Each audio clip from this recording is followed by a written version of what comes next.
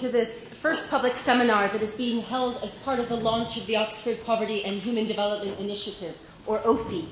I'm Sabina Alkire. We're thrilled to be holding this event here in Queen Elizabeth House, where OPHI is based. Our aim will be to contribute to an integrated multidimensional framework for poverty reduction, which incorporates different dimensions of poverty and eventually different principles of assessment. This aim has been much inspired by Amartya Sen, Tony Atkinson, Sudhir Anand, and many others' writings on human development and capability. We're currently engaged in research workshops on multidimensional poverty. And we hope that this research will catalyze debate and action. Hence, we look forward to your very frank and energetic questions today. Also, these seminars will be available on the web tomorrow.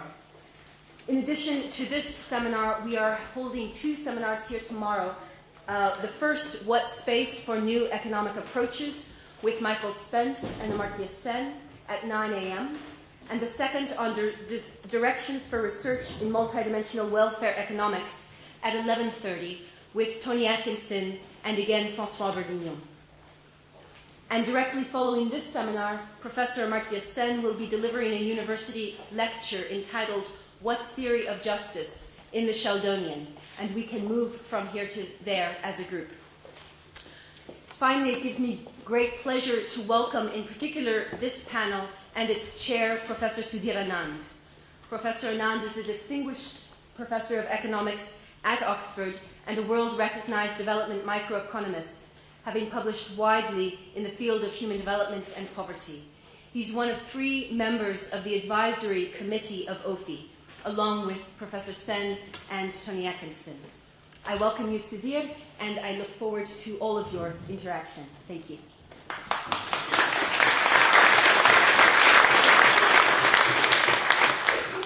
Thank you very much, Sabina, for the introduction. And good afternoon, and welcome to you all to this public seminar on missing dimensions of poverty data. Now, many of you would already have attended the Missing Dimensions workshop, which took place over 4 sessions yesterday and 2 sessions this morning.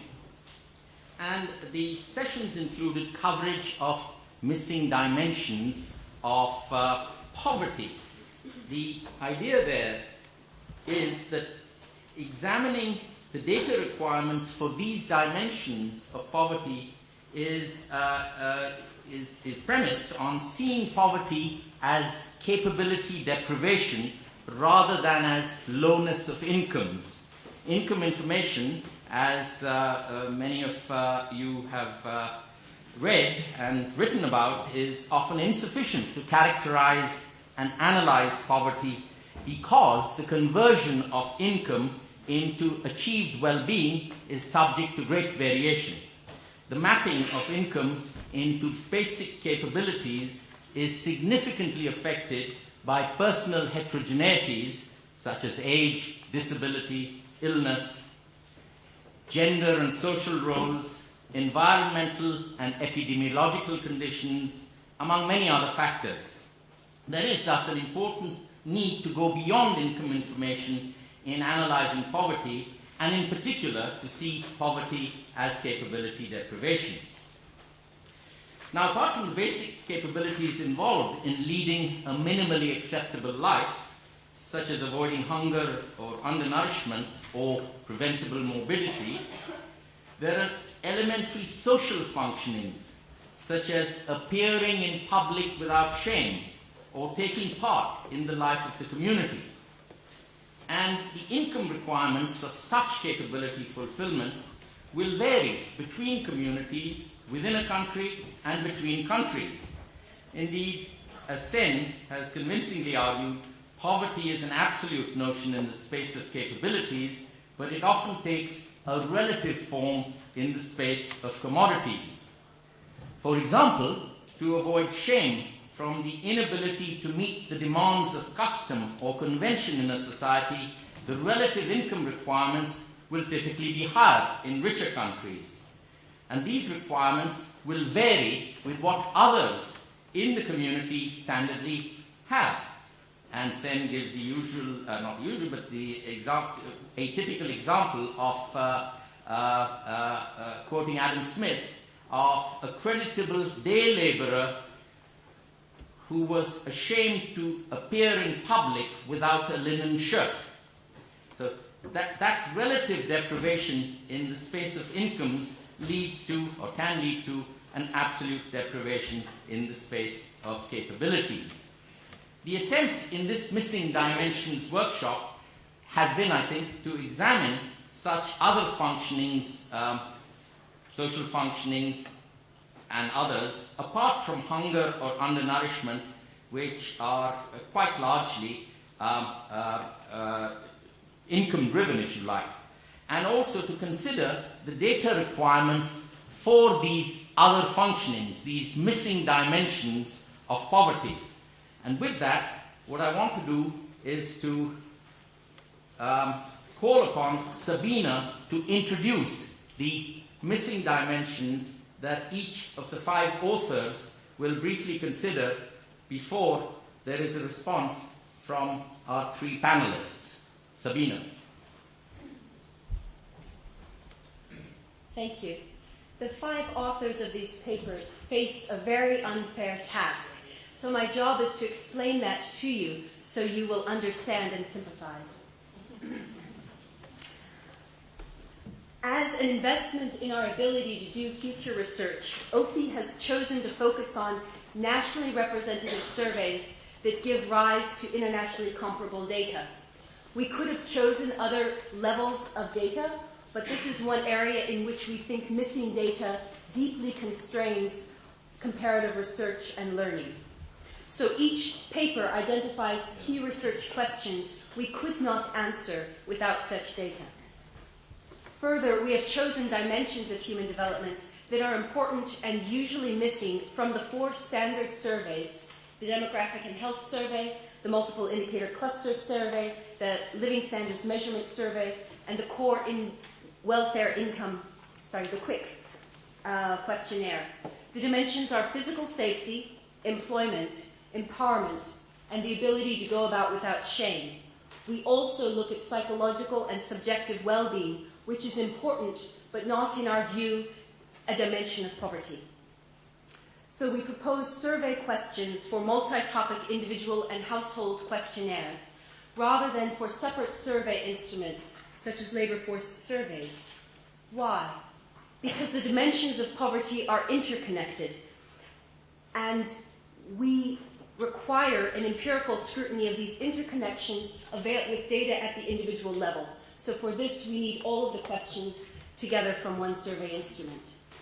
So our suggestions aim to complement the tremendous data collection success that has accompanied the Millennium Development Goals and strengthened income and consumption data. Each of the authors has developed her or his module to respect practical issues of feasibility and technical issues in regards to data quality and research needs. First, the survey modules needed to be brief, 5 to 8 questions long. Second, we could never propose an untried survey question, but only those which have been used internationally to good effect. Third, we have tried to identify and learn from groups who proposed similar shortlists and build on the existing work in international institutions. Fourth, we have scrutinized resulting data from these other questionnaires to see if it could be expected to be comparable, sensitive to changes, accurate, reliable, and valid.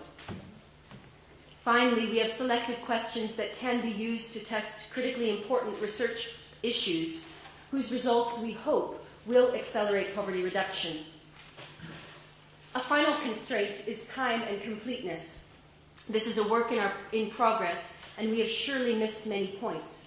And for this reason, we seek your input, even as we have enjoyed it over the past day and a half.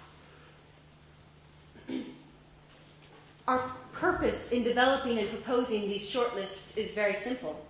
We wish to catalyze debate and action. So our lists are imperfect and not final. But we thought that it would be easier for a group of busy experts to tell us why a shortlist is wrong than to develop one in a plenary like this. Still, our authors faced common issues. First, they had to make value judgments on their own in selecting indicators, which were important and which were technically sufficient, knowing all to be imperfect. There were rarely clear answers. So to facilitate public discussion, they tried to articulate the reasons for their assessments so others could improve them as appropriate. Second, all the modules except for employment include one or more subjective questions. Data will be difficult to interpret because poor people often have become reconciled to their situation and so may report themselves to be better off than they objectively appear to be. Our papers acknowledge this challenge explicitly, but we included these questions because we think sound analysis of subjective data is possible, although intricate. And finally, we are aware that there are many ongoing processes to design surveys and increase the statistical capacities of countries. We have tried to learn from them even so far, and we hope that they might be empowered to take, use, and improve upon this work. OPHI's final aim is not to gather data, but to catalyze the collection of data that will support a deeper understanding of the causes and responses to human suffering. So I turn now to the authors of the papers.